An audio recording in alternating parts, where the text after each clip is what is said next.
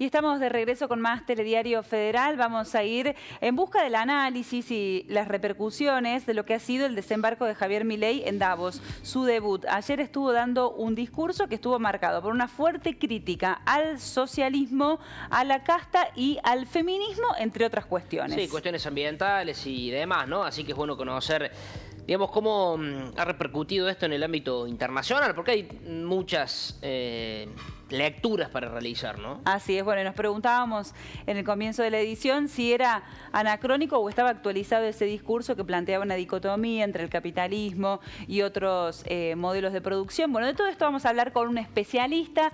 Le damos la bienvenida, lo saludamos a Gonzalo Fioreviani, que es analista internacional. Gonzalo, buenos días, ¿cómo estás?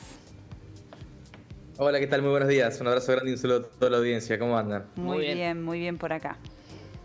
Bueno, consultarte en primera instancia. ¿Cuál fue la primera impresión que te deja el discurso de Javier Milei? Bien, la primera impresión es esa, ¿no?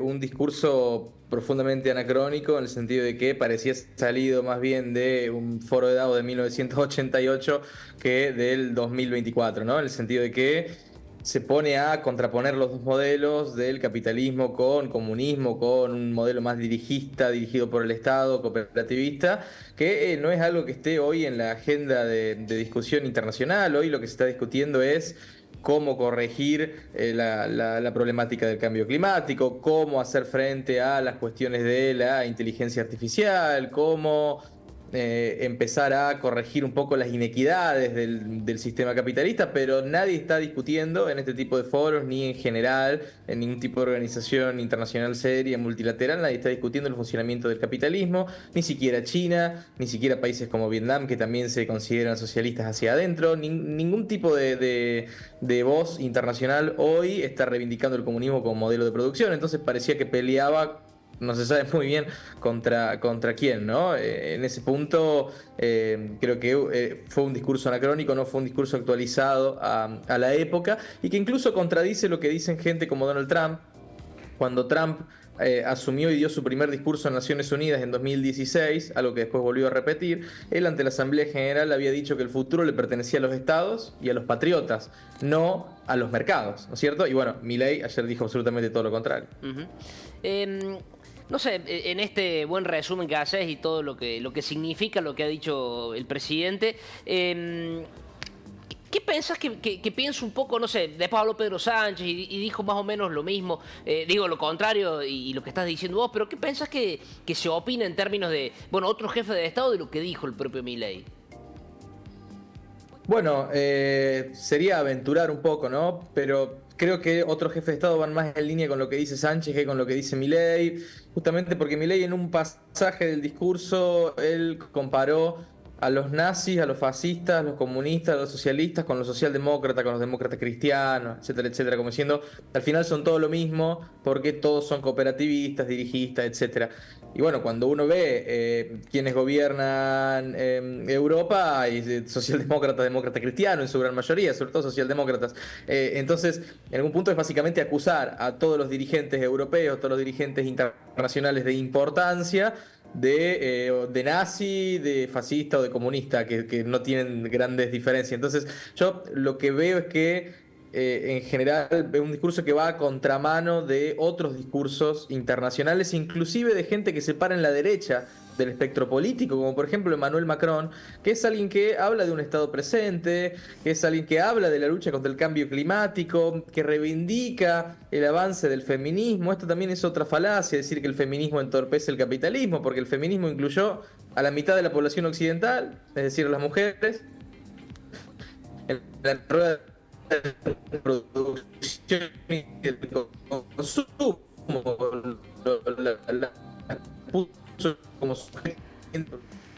Gonzalo, te estamos recibiendo ahora con cierta dificultad, no sabemos si se está perdiendo un poco la conexión, si estás recibiendo algún llamado, pero bueno, no es fluida la comunicación, hay algunas intermitencias, vamos a ver si podemos solucionar esta cuestión técnica para poder seguir dialogando, pero lo que escuchamos hasta acá parece ser un lugar común entre tantos analistas, ¿no?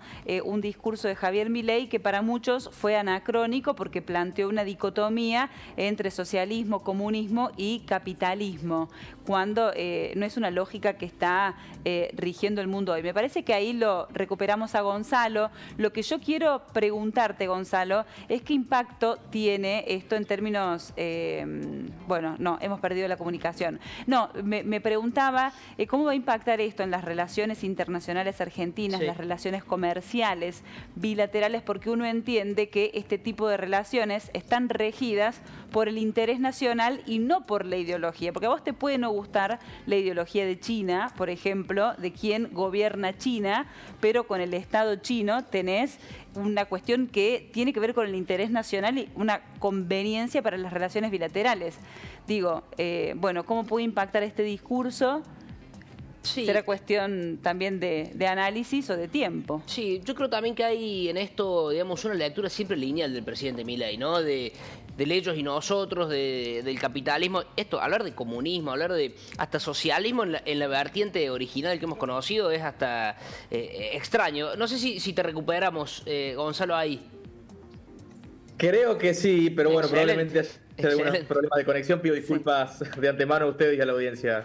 Bueno, te voy a trasladar entonces lo que planteaba recién. ¿Qué implicancia práctica tiene tener un discurso o plantear relaciones internacionales de acuerdo a la ideología y no al interés nacional, que se supone que es lo que rige las relaciones con otros estados? Digo, ¿qué implicancia puede tener este planteo para Argentina?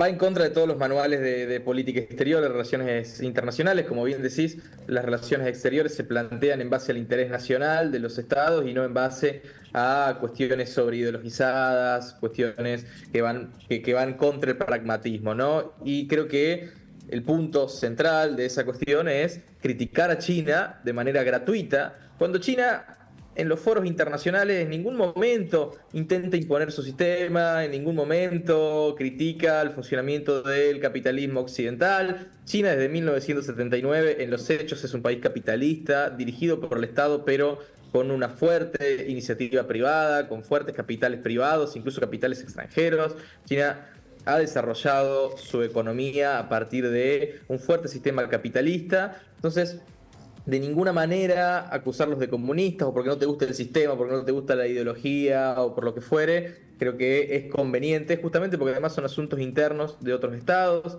El Partido Comunista Chino está legitimado hacia adentro para gobernar como gobierna. Es un sistema totalmente diferente, una sociedad diferente. Uno no tiene por qué meterse cuando China además es tu principal socio comercial o tu segundo socio comercial.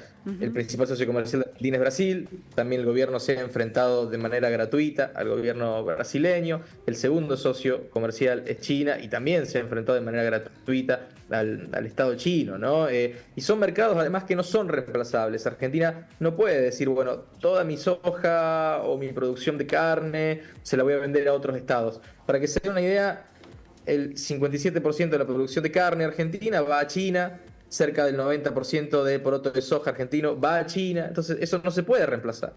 China es el primer importador de soja del mundo, es decir que es algo que creo que va contra el interés nacional, justamente criticar de manera gratuita tanto a un país porque no te guste su gobierno, y más cuando es un país tan importante para tu comercio exterior. Hace unos meses falleció Henry Kissinger, alguien que dominó la política internacional todo el siglo XX casi. ¿Qué diría Kissinger de Milei?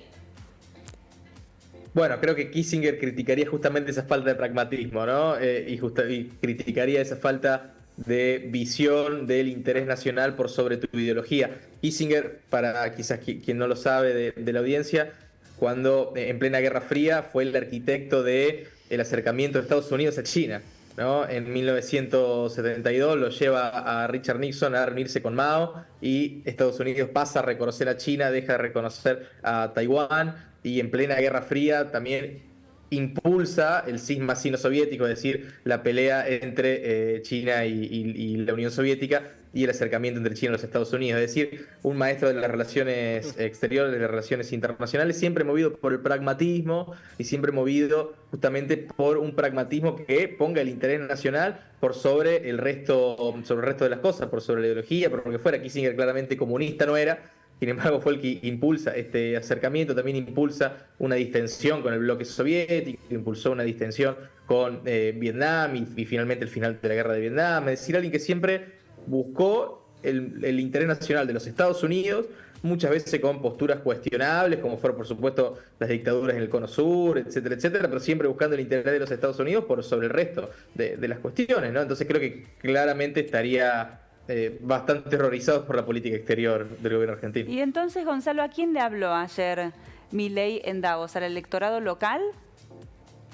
Sí, creo que fue un discurso claramente dirigido al electorado local, un discurso prácticamente calcado de algunos discursos de campaña, con algunas cuestiones adaptadas, pero fue un discurso bien hacia el electorado local, un discurso bien hacia el núcleo duro interno y no un discurso hacia el resto de los líderes mundiales y de los empresarios, porque también cuando él hablaba de que el Estado es un obstáculo y de que el mercado soluciona todo si se lo deja actuar libremente y que es un obstáculo el crecimiento de las empresas, bueno, yo también me animo a aventurar que el grueso de los empresarios que estaban ahí tampoco están de acuerdo con esta afirmación, porque la gran mayoría de las empresas privadas han crecido en Europa y en los Estados Unidos, y en Argentina también, en interrelación con los estados, ¿no? Entonces, ninguna empresa ha crecido sola, prácticamente ninguna, sin interrelación y sin una actividad público-privada, ¿no es cierto? Entonces creo que tampoco coincidieron ellos. De hecho, por todos los reportes que había de prensa internacionales, fueron a escucharlo con muchas expectativas. Y como que el tono y las caras, bueno, empezó a cambiar a medida que empezó a hablar y empezó a desarrollar esto. Yo creo que es un discurso muy efectivo de Milei para el público de él, el núcleo duro de él, y hay que leerlo de esa manera, y no para el resto de los líderes internacionales, el resto de los empresarios internacionales, salvo excepciones como la de Elon Musk, que lo elogió hoy, ya lo viene elogiando hace tiempo, se nota que hay una relación entre ellos ahí, pero más allá de eso, creo que le habló sobre todo al núcleo duro local. Bien. Bueno, muy interesante todo, sí, Gonzalo, ¿eh? Sí. Así es. Lástima que no tenemos más tiempo. No tenemos más tiempo, pero te agradecemos muchísimo la predisposición, muy valioso el aporte. Un fuerte abrazo, Gonzalo. Gracias, hasta pronto.